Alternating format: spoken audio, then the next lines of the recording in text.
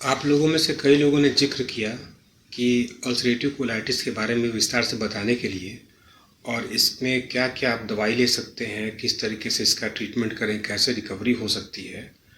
तो इसको लेकर के ये एक मैं नया वीडियो आप लोग को दे रहा हूँ। ध्यान से देखिए आप लोग कि इसमें आपको मैं वो हर चीज़ बताऊँगा जो खाने पीने का परहेज़ होता है, क्या चीज़ नुकसान करता है, क्या फ़ायदा करता है। इसको देखिए। मेरा ये मानना है कि आपकी काफ़ी कन्फ्यूजन इससे दूर हो जाएंगे। तो आप ध्यान से देखिए, मैं शुरू करता हूँ।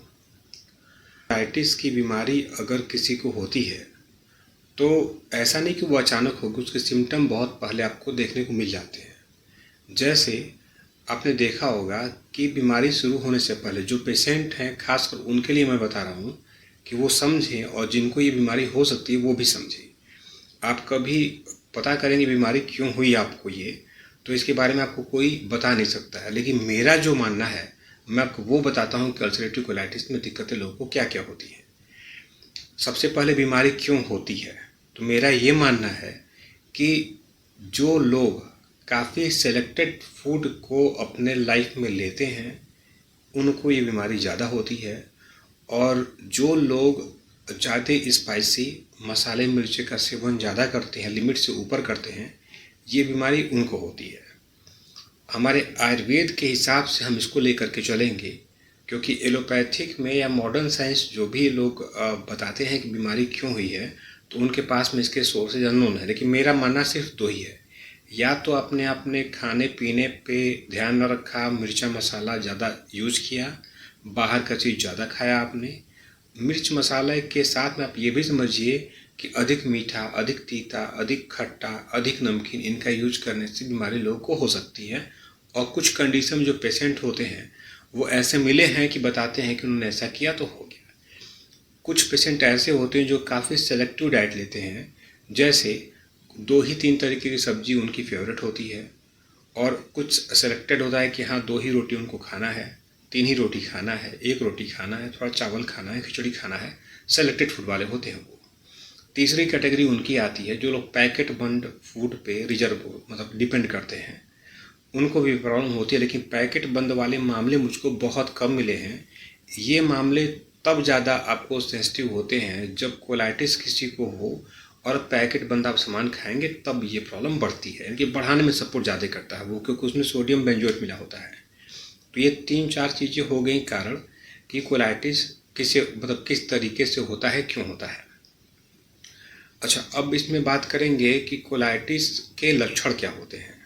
कोलाइटिस, अल्सरेटिव कोलाइटिस को मैं दोनों को लेकर चल रहा हूँ, क्रोन्स भी इसमें आप शामिल करके चलिए, सबको एक एक करके बताते हूँ। लेकिन इसमें आप ध्यान दीजिएगा कि कभी कभी क्या होता है कि आपने देखा होगा कि आपको मोशन की टेंडेंसी खाना खाने के बाद में या बेवजह में दिन में 4 बार 5 बार होना शुरू हो जाता है।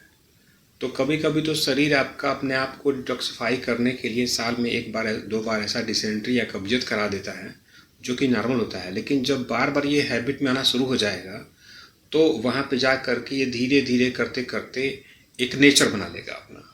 नेचर कब बनाता है, शरीर का पार्ट यानी कि जो आपका बड़ी आंत है, जो रेक्टम है, रेक्टम क्या करता है, मोशन को रिजर्व करने की जो कैपेसिटी इसकी होती है वो धीरे धीरे खोते रहता है, यानी कि स्तंभन जो है वो खोते रहता है। इसको धारण यानी कि जो रखने की क्षमता होती है, होल्ड करने की, होल्डिंग कैपेसिटी यहाँ पे जो होती है रेक्टम की, ये भी यहाँ पे कम हो जाती है।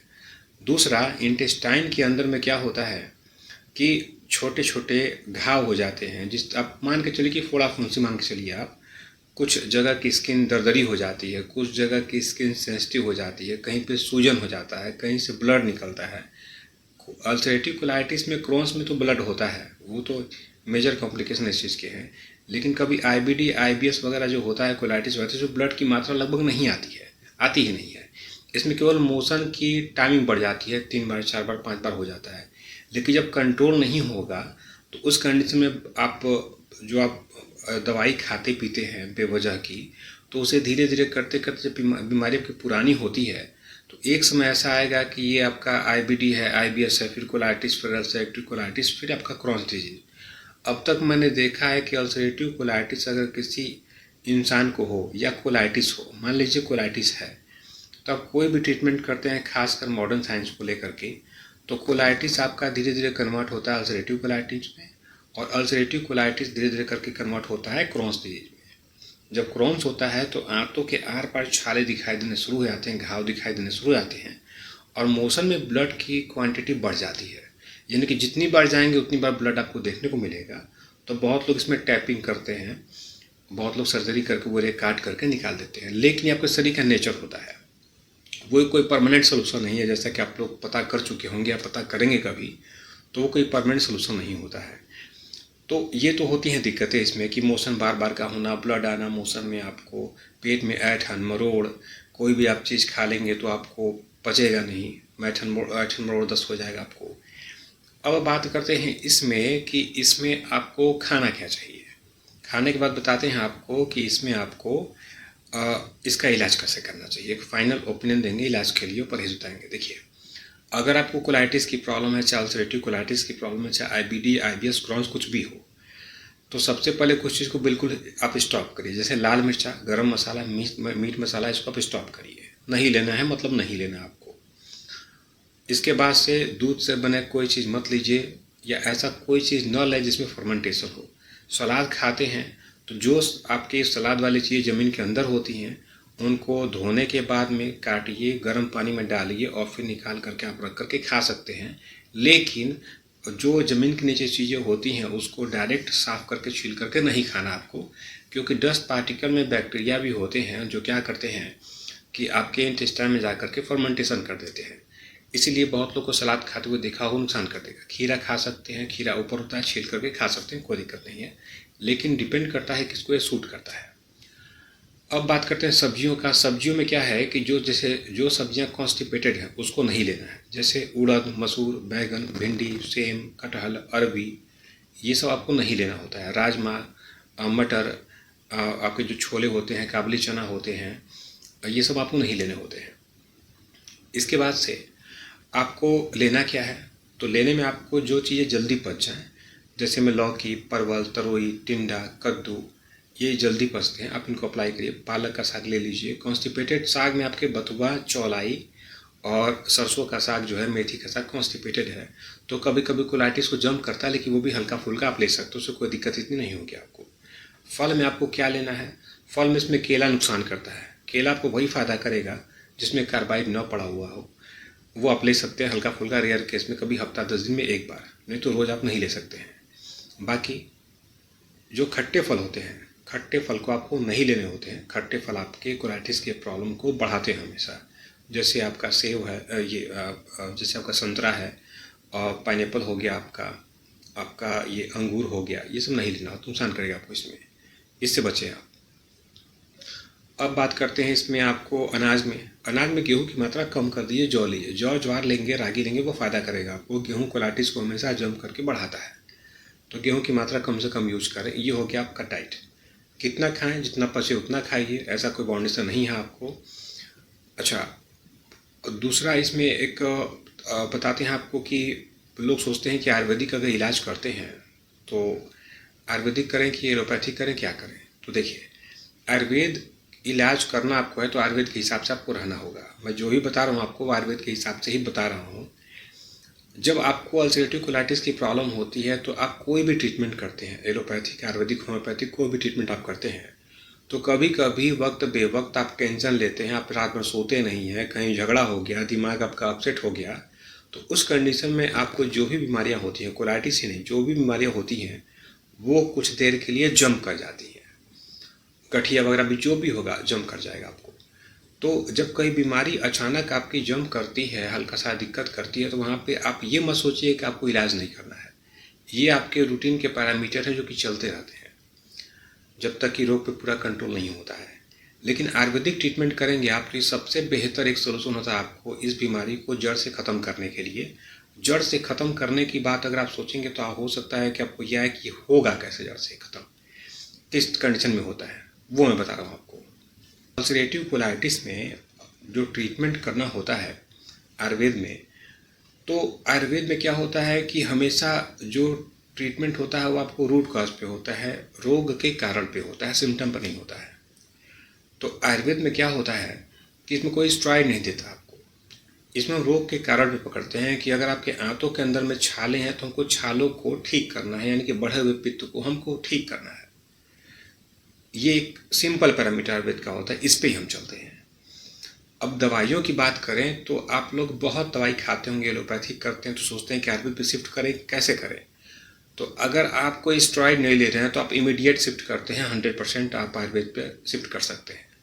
लेकिन अगर कोई स्टेरॉइड लेते हैं आप तो वो अपने डॉक्टर से पूछ करके उसके पहले डोज को कम करिए, ख़त्म करिए, मिनिमम डोज पे ला करके आप आयुर्वेद पे शिफ्ट कर सकते हैं। तो थोड़ा सा वक्त उसमें 2-4 महीने का लग सकता है फुली आयुर्वेद पे आपको आने में। स्टेरॉइड नहीं लेते हैं आप तो तुरंत आ सकते हैं। अब कुछ लोग पूछेंगे कि इसमें इमरजेंसी मेडिसिन क्या होती है आयुर्वेद में, जो कि अगर अचानक ब्लीडिंग हो जाए, अचानक मोशन अगर अनकंट्रोल है तो क्या करेंगे। तो देखिए, सबसे पहले अपने डाइट को फॉलो करना है आपको। हाँ, एक बात मैं आपको और बताता हूँ कि जूस आपको नहीं लेना है।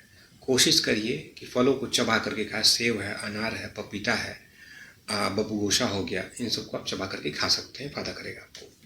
जूस रेयर कंडीशन में लेना है आपको। क्वांटिटी लेना है तो 100 ml से ऊपर आप जूस मत लीजिए, इसका ध्यान रखिएगा। तो आयुर्वेद में बहुत दवाइयाँ ऐसी आती हैं जिसको आप इमरजेंसी ट्रीटमेंट के तौर पर अपने घर में आप रख सकते हैं। जैसे मैं सिंपल सी बता रहा हूँ जो आपको हर जगह मिल जाएगा। अगर आपको बार बार डिसेंट्री होती है तो उस कंडीशन हमारे यहाँ स्तंभन चिकित्सा होती है जो इंटेस्टाइनल मूवमेंट को मेंटेन करके रखता है, रेक्टम को मेंटेन करके रखता है। इसमें आपको कुटज घनवटी आप ले सकते हैं, सुबह शाम एक एक गोली। इसके अलावा प्रवाहिका वटी आपकी मेरे ख्याल से पूरे एशिया में नंबर 1 ग्रेड आपके आयुर्वेद की है, जो कि आपके टाइमिंग को फुल्ली कंट्रोल पर लेकर के चलाता है अकेले, without side effect. Long term use कर सकते हैं, ये बेस्ट है आपके लिए। तीसरा, अमीबिका टैबलेट भी कुछ कंडीशन में आप अप्लाई कर सकते हैं अगर डिसेंट्री की प्रॉब्लम हो उस कंडीशन में। लेकिन प्रवाहिका कुटज घनवटी आप अपने पास रखें। रेयर कंडीशन में कभी दिक्कत होती है तो आप ले सकते हैं, नहीं तो रेगुलर आपको लेना होता है इस चीज़ को। कभी कभी हैवी ब्लीडिंग आती है, आयुर्वेद के डॉक्टर भी काफ़ी कन्फ्यूजन में पड़ते हैं कि वो लोग कहरवा, पिस्टी, बोलभद्र वगैरह देते हैं, फिर भी ब्लड नहीं रुकता है। तो इस कंडीशन में बताना चाहूँगा आप लोग को कि ये दवाइयाँ हर इंसान को एक बराबर फ़ायदा नहीं करती हैं। अगर हैवी ब्लीडिंग आपको होता है तो उस कंडीशन में करना क्या आपको, जैसे लोद्र पठानी हो गया, खून खराबा आपने सुना होगा, इसको आप यूज कर सकते हैं। इसके अलावा नॉर्मल ब्लीडिंग में तो बोलभद्र आप यूज कर लेंगे, आप एक गोली दिन में 3 बार अप्लाई कर सकते हैं, बेहतर रहेगा आपके लिए। लेकिन इसके अलावा तालकेश्वर रस एक स्टैंडर्ड मेडिसिन इस चीज़ की है, लेकिन इसमें क्या होगा कि आपको अपने आयुर्वेदिक डॉक्टर से कंसल्ट करना होगा ताकि वो एक कम्बिनेशन में इसको बना करके आपको दे सके। ऐसे में आप कितना भी खा लेंगे कोई फ़ायदा नहीं होने वाला है। तो वो फार्मूला आपको अपने डॉक्टर से मिल करके बनवाना होगा, तब जा करके इसमें आपको इमीडिएट एक रिलीफ मिलता है। और ये रिलीफ आप विश्वास मान के चलिए एलोपैथिक साइंस से काफ़ी कई गुना अधिक अच्छा मिलता है। अगर आपने परहेज किया अच्छे तरीके से, हमारा जो डाइट प्लान आपने फॉलो किया और सिंपल तरीके से आप अपने आयुर्वेद को लेकर के चलेंगे, जो इसका मेडिसिन वगैरह होता है, तो मैं इतना बता सकता हूँ आपको कि ये बीमारी आपकी 100% रिकवर हो जाती है। दिक्कत फंसता एक कंडीशन में जब आपको क्रॉन्स डिजीज हो जाता है। लेकिन मेरे पास कुछ क्रॉन्स के भी ऐसे केस हैं जो कि 100% सक्सेस रिवर्समेंट स्टेज में जा चुके हैं। फिर भी मैं यही कहूँगा उसमें कई सालों लग जाते हैं रिकवर करने में। भाई कंट्रोल तो तुरंत हो जाएगा लेकिन रिकवर करने में उसको काफ़ी टाइम लग जाता है रिवर्समेंट के लिए। तो आप इसको वेट मत करिए कि आपको क्रॉन्स हो, आपको कोलाइटिस हो, आईबीडी हो, आईबीएस हो, अल्सरेटिव कोलाइटिस हो, तो आप इस पे ही ट्रीटमेंट, जहाँ पे पकड़ा वहाँ पे ट्रीटमेंट करना शुरू कर दीजिए। इस चीज़ को कोई लापरवाही नहीं करना है। जो अधिक वाली चीज़ें होती हैं, अधिक मीठा, अधिक तीखा, अधिक खट्टा, इनका परहेज करें आप। और इसमें अपनी जो आपने पढ़ा होगा बहुत जगह, छोटी दूधिया का कोई पानी पीता है, कोई भूमिया वाला खाता है, कोई पुण्य नरवा लेता है, कोई आपका पुण्य नरवा रिस्ट वगैरह पीता है। तो देखिए इन सब चीज़ से आप बचिए थोड़ा सा। आयुर्वेदिक क्लासिकल फार्मूलेशन कभी किसी बड़ी बीमारी को अगर देना होता है तो वो आपके नुस्खे के रूप में नहीं होता है, एक स्टैंडर्ड ट्रीटमेंट के तरीके से होता है जिसमें खूबपक और रसायन क्लासिकल मेडिसिन को एक सही आपका रेशियो में मिला करके आपको देना होता है। तो इसको करेंगे तो आप विश्वास मान के चलिए कि आपका कोलाइटिस कितना भी खराब क्यों ना हो, टाइमिंग 10 बार, 20 बार, 25 बार क्यों ना हो, वो आपकी 100% कंट्रोल में आनी तय होती है। तो एक बार आप इसको करें तो अच्छे तरीके से करें ताकि आपको रिलीफ मिले। ट्रायल करने के लिए नहीं, ठीक होने के लिए आप इसको करिए। अब इसमें आप लोग दोनों काम कर सकते हैं। ये लोगों के कहने पे, लोगों के मेरे पास मैसेज आते हैं तो मैं आपको इसके बारे में विस्तार से बता रहा हूँ। बाकी इसमें आपको कोई भी कन्फ्यूजन होता है तो आप हमारे व्हाट्सअप नंबर पे सिर्फ व्हाट्सअप करिए। अगर आपको कोई समस्या है जो हमारी सर्विस फ्री ऑफ कास्ट वाली है, उसमें आप व्हाट्सअप नंबर पे अपने समस्या को टाइप करिए। आपके रिपोर्ट्स में सीटी स्कैन हो, कोलोनोस्कोपी हो, उसमें इम्प्रेशन लिखा होगा, उसको आप देख करके टाइप करिए और टाइप करके मैसेज अपने डिटेल के साथ में, उम्र के साथ में आप व्हाट्सअप कर दीजिए। तो आपको हमारी टीम जो है और मैं भी इसको देखता हूँ, आपको सही तरीके से एडवाइस करूँगा कि आपको क्या क्या दवाई या क्या क्या तरीके से खान पान आपका रखना है। ये आपकी सर्विस सबके लिए फ्री है और कोशिश इसमें वो करें जो जो वाकई में जिनको ज़रूरत हो वो लोग कंसल्ट करें। किसी और के लिए आप कंसल्ट मत करिए, डायरेक्ट पेशेंट कंसल्ट करें, वो ठीक है। जिन लोगों को दूसरा ऑप्शन, जिन लोगों को ऑनलाइन ओपीडी चाहिए तो उसकी एक फ़ीस है, व्हाट्सअप डिटेल करेंगे, वहाँ से जानकारी उनको मिल जाएगी। जिन लोगों को ऑफलाइन आना है वो फ़ोन करके, व्हाट्सअप करके, आप व्हाट्सअप करिए, फ़ोन मत करिए, कभी फ़ोन जल्दी नहीं उठ पाएगा। आप व्हाट्सअप करिए, इसका रिप्लाई आपको तुरंत मिल जाएगा, सेकंडों में मिल जाएगा। व्हाट्सअप करिए। आपको फरीदाबाद में डीएलएफ फेज़ 1 में आपको हमारी ब्रांच है जिस पे आपको मैं भी मिलूँगा। आप वहाँ आ सकते हैं और आ करके आप ऑफलाइन मिल सकते हैं। तो जैसा भी सहूलियत हो आप वैसा कर सकते हैं। हमारे यहाँ से दोनों सुविधाएं हैं। अगर आप चाहते हैं तो आपको दवाई बना करके आपको भेज दी जाएगी, नहीं तो आप चाहते हैं तो आपको प्रिस्क्रिप्शन बना करके भेज दिया जाएगा। आप किसी भी कंपनी का दवाई उस रेशियो में खरीदिए, बनाइए और आप उसका यूज करना शुरू कर दीजिए। ये एक बेहतर ऑप्शन मैंने लोगों को दिया है, क्योंकि मैं किसी चीज़ की मार्केटिंग नहीं कर रहा हूँ, रोग को ठीक करने की बात कर रहा हूँ। तो इसमें आप किसी भी तरीके से बेनिफिट ले सकते हैं इस चीज़ का। बाकी आपको किसी भी तरीके से कोई कन्फ्यूजन हो, क्या खाना है, क्या पीना है, किससे दिक्कत होती है, तो अपनी समस्याओं को लिखिए, लिख करके व्हाट्सअप करिए, आपको वहाँ से आंसर मिल जाएगा। Thank you.